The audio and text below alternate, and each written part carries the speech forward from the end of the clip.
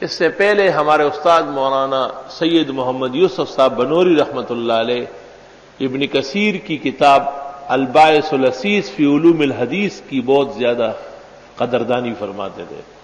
افریقہ کے سفر میں حضرت مولانا تقی عثمانی مد ظلہ نے حضرت سے سبقن پڑھی۔ مولانا تقی صاحب نے لکھا ہے کہ میری بڑی خواہش تھی کہ میں حضرت سے باقاعدہ پڑھ کے شاگرد ہو جاؤں۔ کہا ویسے تو ہم تمام علوم فنون میں استفادہ کرتے تھے لیکن باقاعدہ شاگرد نہیں تھے، جس کا مجھے افسوس تھا۔ کہا افریقہ کے سفر میں میں نے کئی مرتبہ گزارش کی تو فرمایا کہ بس اب تم خود مولوی ہو چکے ہو، ضرورت نہیں ہے۔ کہا ایک دن میں نے ہیلہ کیا کہ حضرت میں پڑھوں گا صرف اور آپ سنتے رہے، جہاں جی چاہے بیان فرمائے ورنہ ضرورت نہیں ہے۔ کہا مجھے پتا تھا کہ مولانا خاموش نہیں رہے۔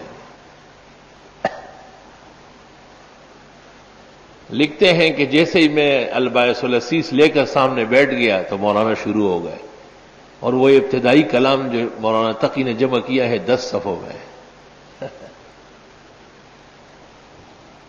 مولانا انور شاہ صاحب کے بعد اتنا بصیر محدث کوئی نہیں ہوا ہے بر صغیر میں جیسے حضرت بنوری تھے۔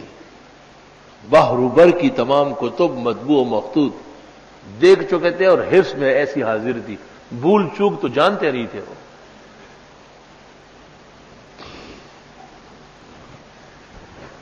خدا کا شکر ہے، احسان ہے کہ اس عاجز کو بھی بخاری کے سبق میں حضرت سے تلمذ ہے۔ ابتدائی 13 اسباق حضرت نے پڑھائے، پھر انتقال ہو گیا، لیکن وہ 13 اسباق ایسے ہیں جیسے 13 سمندر۔ ہر لمحہ اور ہر گھڑی میں حضرت کی روحانیت، ان کے ساتھ گہری مناسبت اور حضرت کی وجہ سے ثبات فی الدین و ثبات فی العلم محسوس کرتا ہوں۔